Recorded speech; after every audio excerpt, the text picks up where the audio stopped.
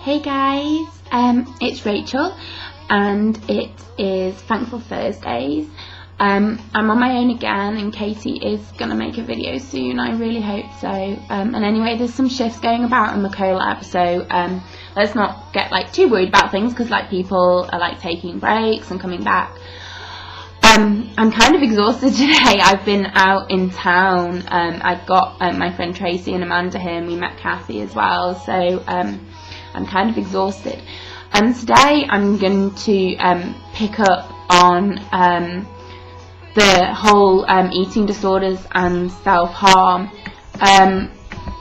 Somebody wrote to me privately, having watched the video. It wasn't last week, it was the week before. I'll put a link to it actually on the right hand side, which was just talking about eating disorders and self-injury, and I did what I always do, and I just kind of gave my personal experience. And I guess that's what I'm going to do today as well, because she wanted me to extend on that and just talk about how to deal with scars, really, not in a practical sense, but in terms of coming to terms with them maybe, and showing scars. I'll do a brief, on my web page, Sia118, I have got some videos on self-injury about my own personal experiences with it. I self-harmed about 2 years into my anorexia. I would cut myself with razors and burn myself with matches. I have quite severe scars. I'm not going to try and show you them now, but I have them down my left arm quite severely, and on the inner side, and up at the top here, and on my right arm, and they go down my thighs, and I have them under my breasts as well. I hid my self-injury for a very long time. I think people around me knew what was going on, but I was very much in denial of it. I also didn't know other people who self-harmed in real life. I didn't actually know anybody, and it was very difficult to be able to verbalise anything when I didn't know anybody. I did join forums online, and that kind of opened me up to understanding that more people dealt with this. I self-harmed predominantly through 2002 and 2003. I actually tried to give up self-injury in 2003, and what kind of happened is that I was having bad dissociation, so I would self-injure quite severely, and need medical treatment for that. My first experience of having time from self-injury came when I began my recovery from anorexia in 2004. I'd planned a trip to New York City in the May-June of that year, and that was kind of like my motivation to get stronger and get better, and I went with one of my best friends who I've known since I was 3. And I hadn't self-harmed in that time, but my scars were still very raw, as it were, and quite severe. And I covered up. I completely covered my arms. I thought they were horrific, and I found it very, very difficult. And when we were in New York, it was really, really hot. And for so long I just covered my arms, and my friend turned around to me, and I'll never forget this because it was amazing on her behalf, and she said, "Wear a vest." And I was like, I can't, Melissa, I can't. Yes you can. Who cares? I don't care. Who gives a shit? I give a shit, so just do it. And I said, "Are you embarrassed?" And she said, No. I wore a vest, and it's one of the hardest things I've ever done. And I was in a city where no one knew my name, and a lot of people asked me, "Dude, what happened to your arms?" In a nice way. "I was in an accident." "Oh, right.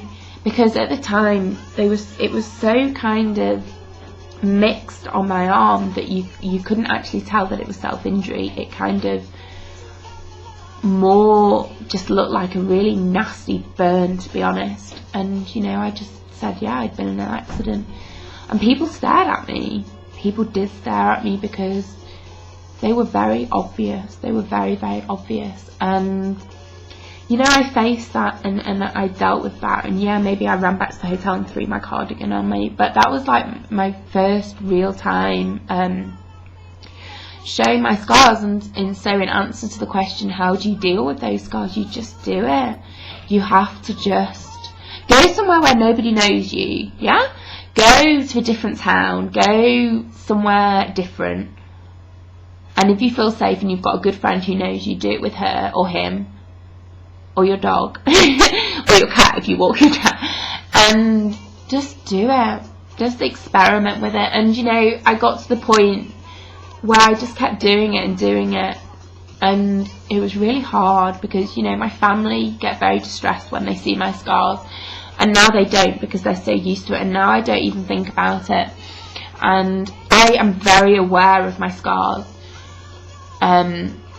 Some of the time, like I know they're there, and I just have to just.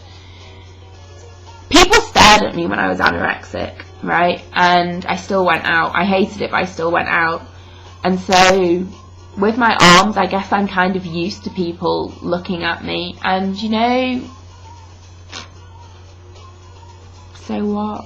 So what if they look at me? So what if they stare at me? You know, what? You know, you know, and I went to South Africa and I met a lot of people when I was travelling, and I was too scared to show my arms, and I was taken into hospital when I was there with gynecological problems, nothing mental health. And you know, they were like, oh wow, you know, what, you know, is this self-injury? We don't understand.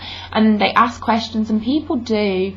And I guess the only thing I'm conscious of now is my scars, like in front of children. I've got 3 godchildren, and the eldest knows, and you know, and he's 13 now, and he you know, I know what happened to your arms. My dad told me.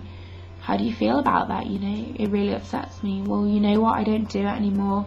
And maybe what's easier for me is that I don't do it. I've had issues, like, but for like 5 years I haven't self-harmed, and yeah, I've had moments. Last year I relapsed quite severely with my self-injury, and I'm much more open about it, and I don't feel ashamed of it. And I tell you what it is, I